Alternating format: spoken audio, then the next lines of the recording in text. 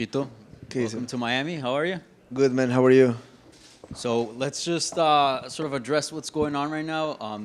Literally about 120 credited media, 40 of them are from Ecuador, so literally one-third are here to cover you. What does it feel to have the country supporting you, and can you talk about this moment, what it means for Ecuadorian MMA?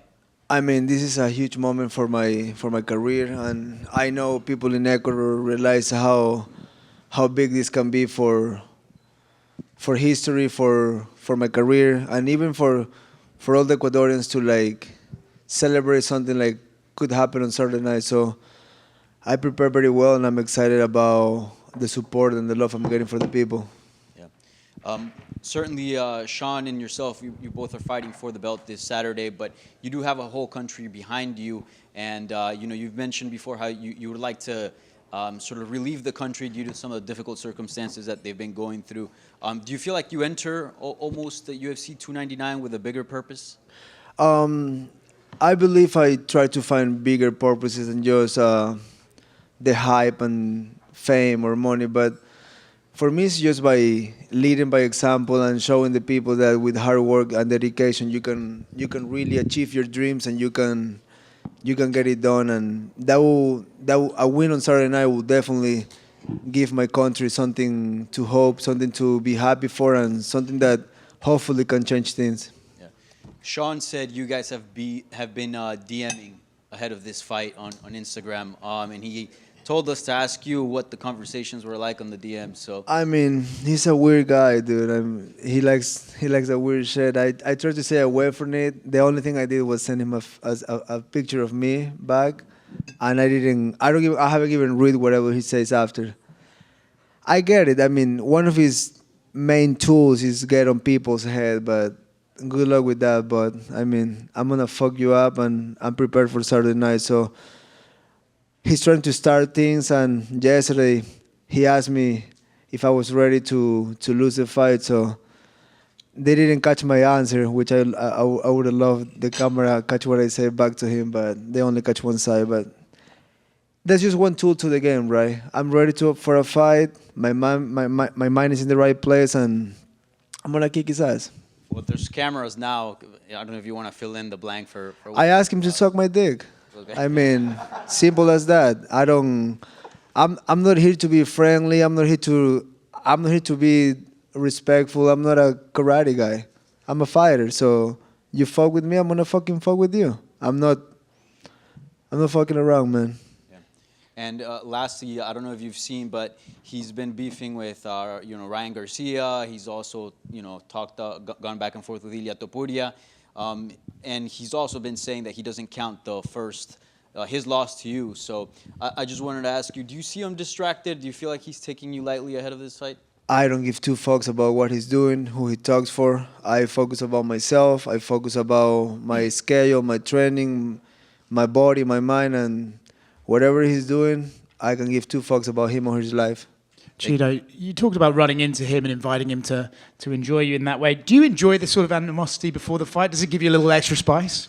Bro, I'm a street fighter, dude. I don't give two fucks. If you're here to and you want to throw down, we throw down. I don't grow up in a pussy ass environment like his. So if you want to throw down him or his team, trust me, yeah.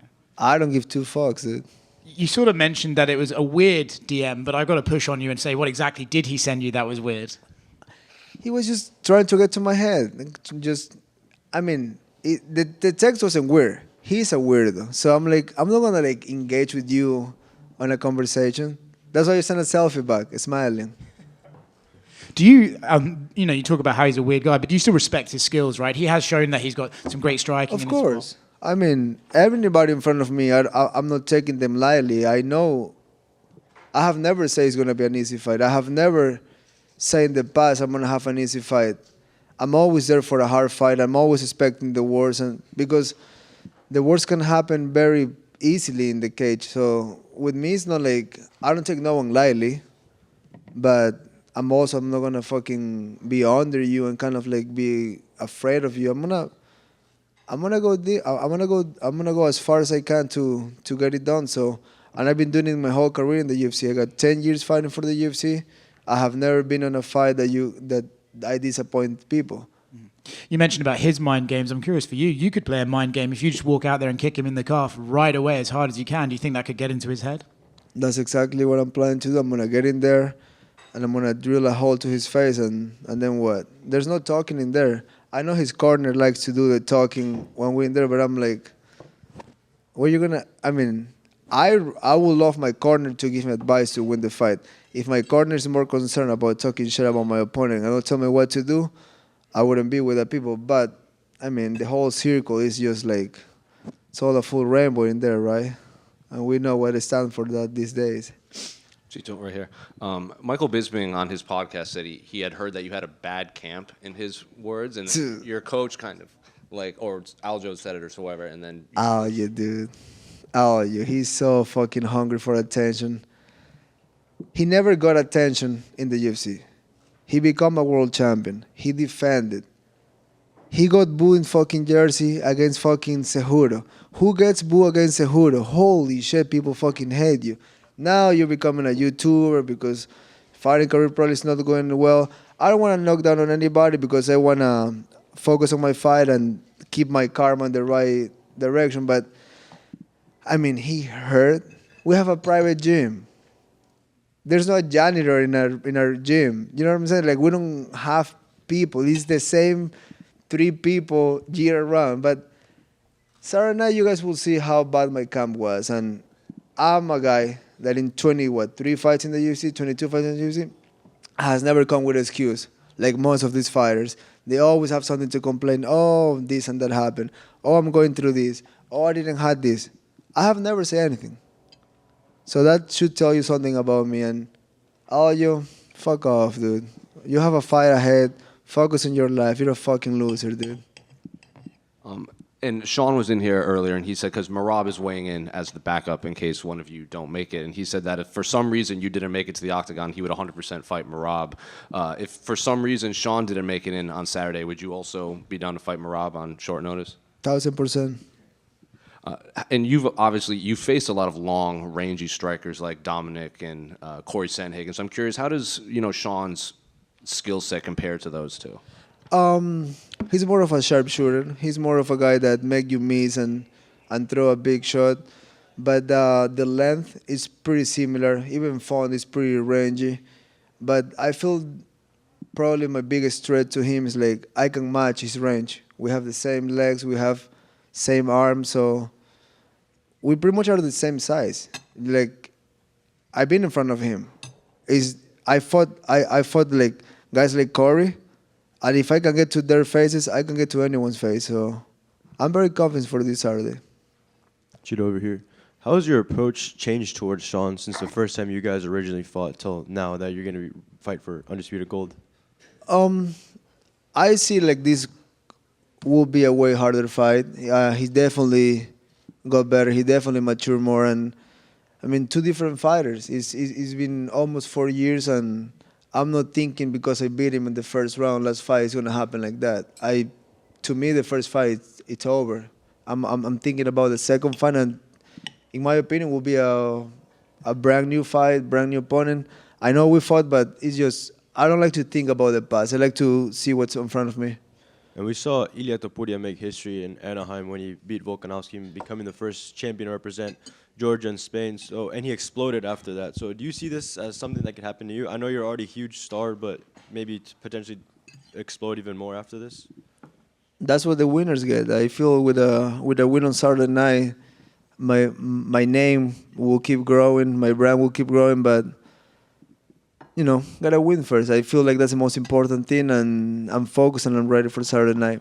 And the focus is on Sean, but if you become champion, how do you envision your title reign as a UFC champion?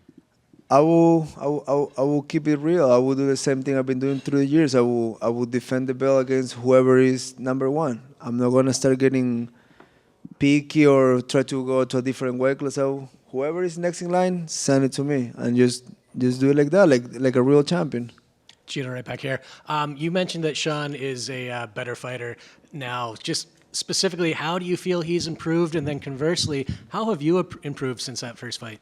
I would say on my side, I fought all the experienced guys. I fought all the former champions. I fought the long run. I had the hardest fight to get to this point in my career, and for a guy like him, he's very talented. I'm sure he keeps evolving and everywhere. You know, grappling, punching, kicking. Like, there's just, if you don't evolve in this game, you're gonna stay behind. So I'm taking this as a big risk, but will bring a big reward.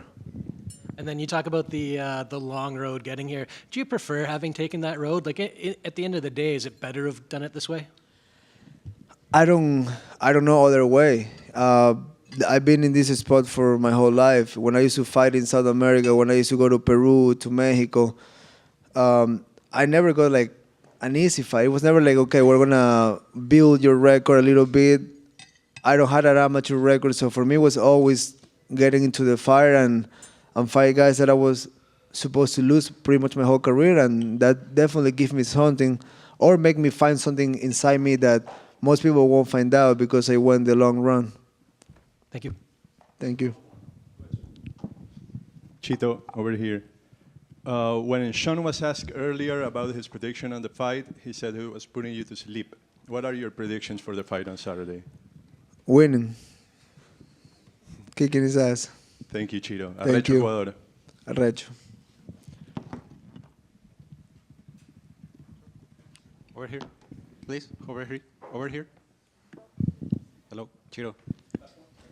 I knew for a good source that the president of Ecuador, Daniel Noboa, is following your fight against Sean O'Malley. Is it possible that he will go to the Casilla Center and sit next to the Dana White?